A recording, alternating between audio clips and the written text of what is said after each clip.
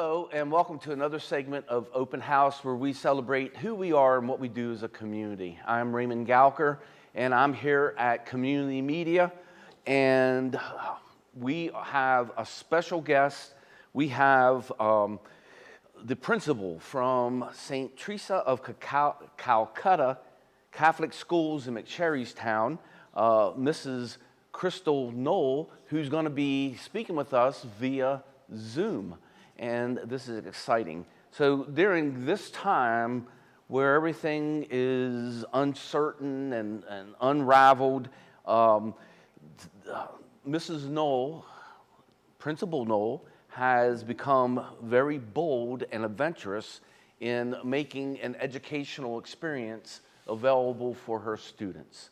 So, hello, Mrs. Noel. Hello, Mr. Galker. Welcome to be here. Welcome. I'm glad to have you here. Thank you for having me. Okay, so first of all, tell us about St. Teresa of Calcutta School. What are we talking about here?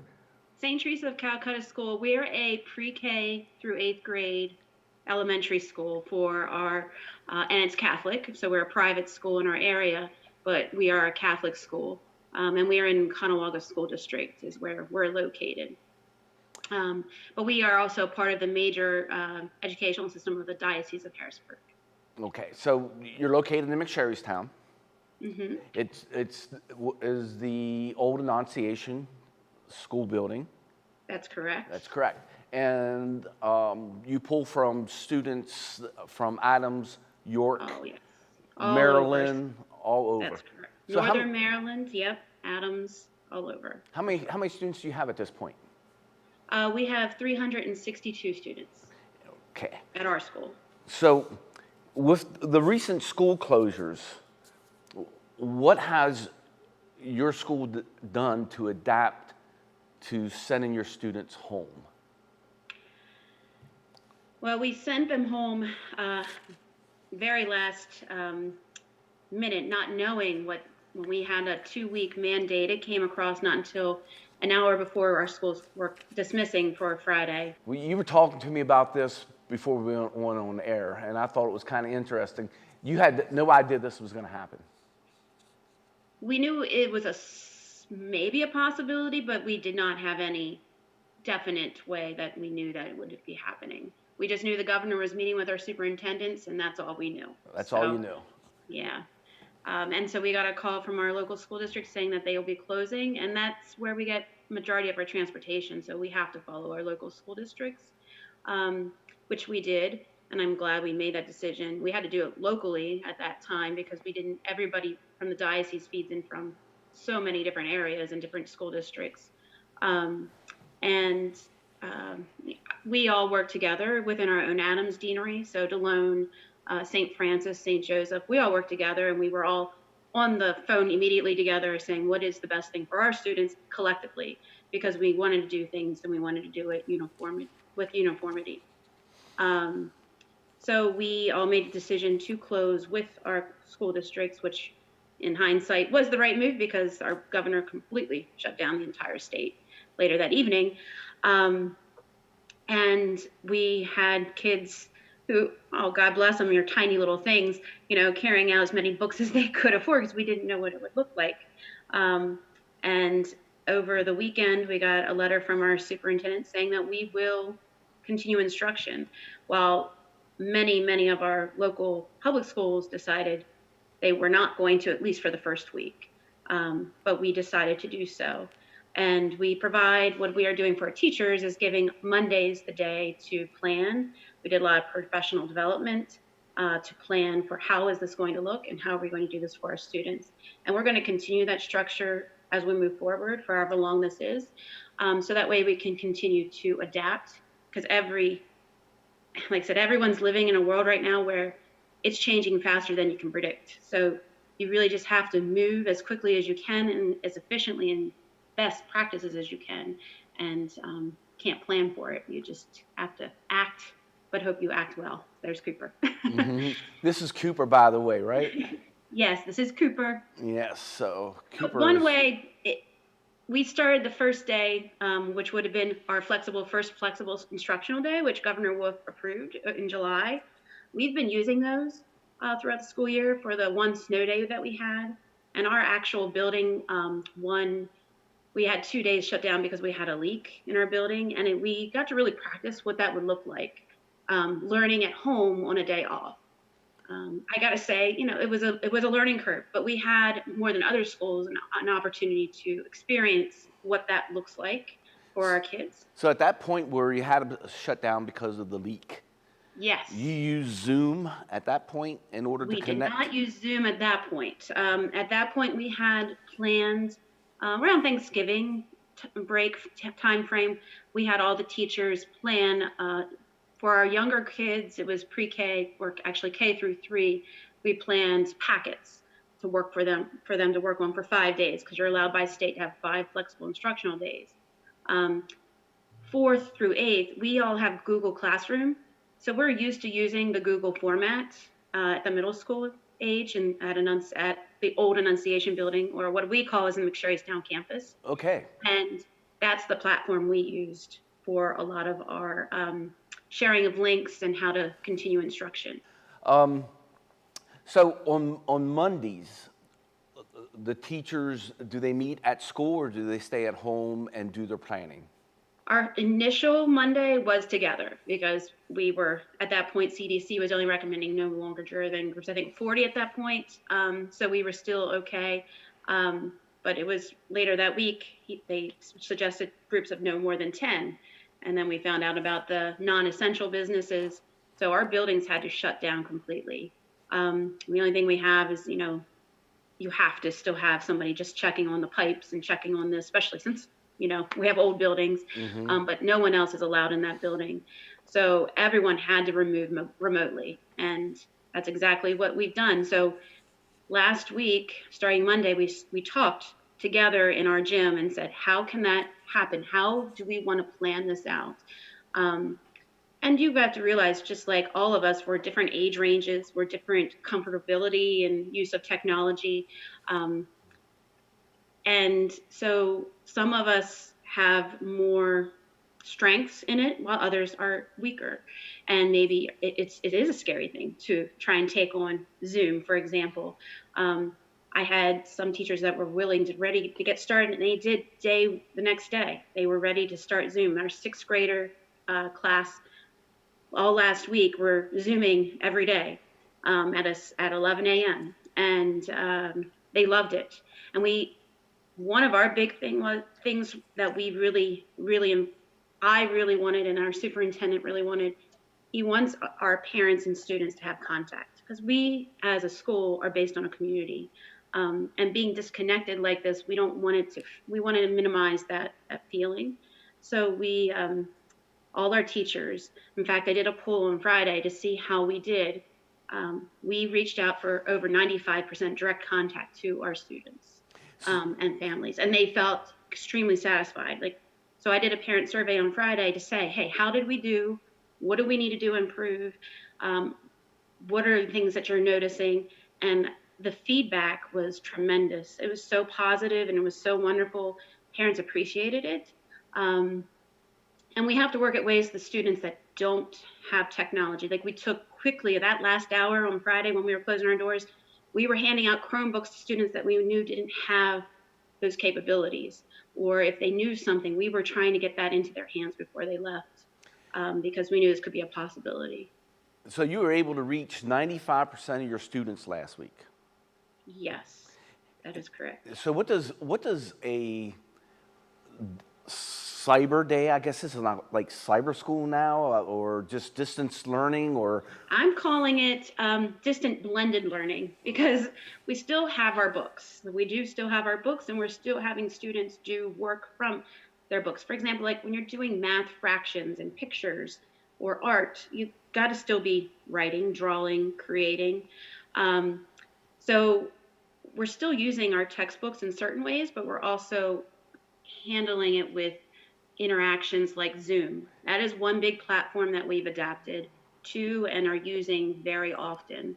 Because you could have face to face, and Yes. yes. Yes. You're And calling another one is our Google Classroom. is, again, something we used already 4th through 8th grade. And Google Classroom has so many things you can do, between writing assignments, loading rubrics, creating assessments. There's so much you can do. And again, not all of our teachers are used to using, because again, why would a first grader necessarily need to use Google Classroom? But Mm-hmm. at this point, knowing that the building shut down this past Monday, our whole professional development changed focus from, okay, we're still using Zoom. We're also now using YouTube channel, which we greatly have been adding lots and lots of pictures to our St. Teresa of Calcutta, Hanover, PA channel on YouTube.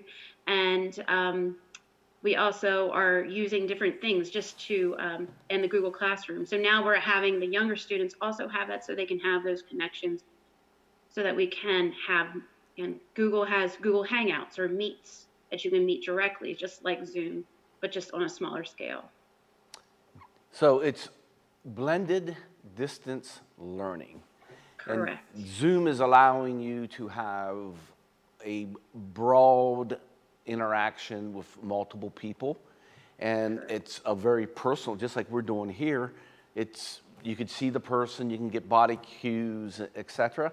And then Correct. the Google Classroom allows you to distribute and collect information, products like pages to work on and stuff like that. Correct. And then you're using other mediums also, as you see. So you are very bold and adventurous. Yes, we are. Yes, you Yes, we are. I'm are. very proud of all of our teachers and faculty, because we're going beyond, like, we're trying to send out cards to our nursing homes. We're trying to do things that we normally would do anyway, because that's who we are. It's a hard time for everyone. In fact, I'm going to be meeting with our student council via Zoom, and the council coordinators, and I'm going to say, I'm going to be asking them, okay, this is who we know in our families that work in the medical field. What can we do to just encourage them? Whether it is something, a virtual hi, or is it going to be a card that we send? I don't know, but those are things we're going to brainstorm together, because we all need that. And connection is more important now than ever. And that is really our overall end goal. I mean, continuing education is important, but life is more than just books. Well, It's about living with your heart. Crystal, when you meet with your student council and you've decided that you're going to send appreciation and support to our first responders, you're going to do this on Zoom. Record it and send it to us. Okay. If it's all right with the students. So Yeah, that, that's one thing I have to look. We do have yes, parameters with right, yes. because we'd be willing and open to follow you and your school as you develop through this trying time. And also, if you're making a product that's going to go out to the first responders, maybe we could put together some type of production, and we could also show it on our channel. Wonderful. Yeah. Yeah, that would be very good. So you guys are wonderful. You guys have a great heart there, Thank you. So you met with the parents. You got to 95% of your students. So what were the positives that they said? What did the parents and students say that were the positives? Well, it appears that my dog Cooper has become quite famous. Yeah. He is part of my daily morning announcements. So from day one, I've started. So we always start our day actually because we have two campuses. We have the Conewaga campus, which is off of Basilica Drive, and then we have our McSherrystown campus. The way we've connected those two buildings is every morning we do morning announcements on the video, like this, through Zoom. We use it every day. So we continued that. I continued that tradition.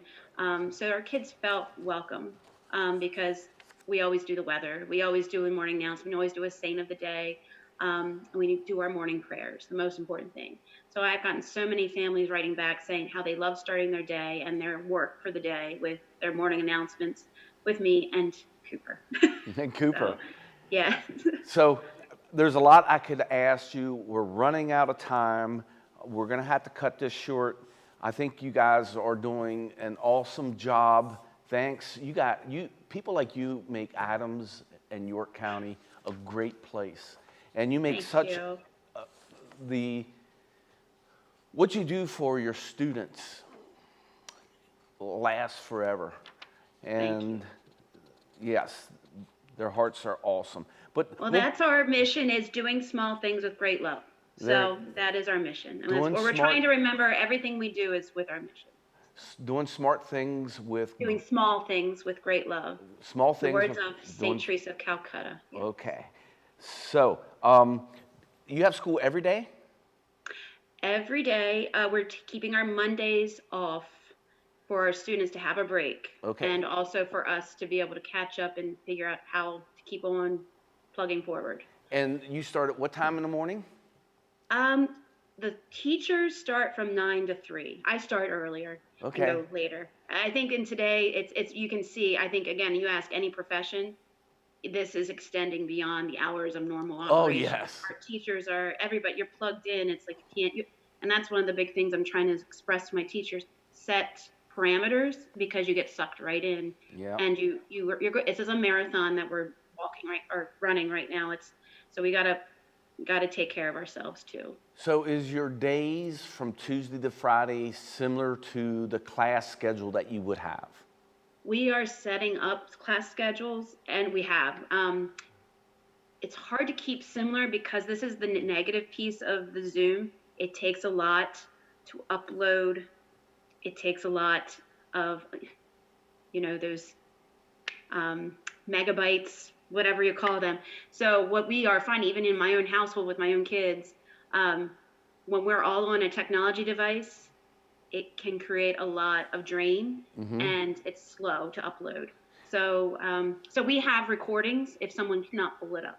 Okay. So we have a time to invite, and then they log on, and if there's a problem, it's recorded for them to watch later. So students aren't totally on Zoom or interacting with the teacher the whole time they would have class? No, they only have a few chances in the day, because again, you have multiple kids maybe that need to use one computer in one household, and maybe you have to use it as an working from home. So we try and keep it simple, no more than 20 minutes per class, if even that. And we're trying, even our teachers are going together to Zoom in together to address many things together at once, if it's a blended content. It's a blended concept there. Okay, well, is there anything you'd like to say to everybody before we leave, Mrs. Noel? Thank you, Mr. Gallagher. I can't be more happier with the families and how they also embraced it, because I know it's hard. I know this is difficult for all of us, and we're all living in somewhat of a time warp. It's weird for all of us, but it does take just routine is important, and I think that's where as long as you have a fair balance of routine and fun and family time, that's important, because in these times, this is what the benefit of all of this is, that you can be together, and we pray that everyone's staying healthy and safe, and that comes first. Family first. That's right. Thank you, Mrs. Noel. Thank you so welcome. much. Okay, thank you for watching this segment of Open House, and we had a great time here talking to Mrs. Noel and Cooper, and until we have our next segment, stay healthy. Remember, you're the best, and be kind. This program is brought to you in part by the Robert C. Hoffman Charitable Endowment Trust, the Adams County Community Foundation, the New Oxford Social and Athletic Club, the Republican Club of Hanover, as well as the McSherrystown Home Association. This program is also made possible through the noble support of these boroughs and townships through their cable franchise fees. If you'd like to support this or any of our other programs, please visit communitymedia.net. Thank you.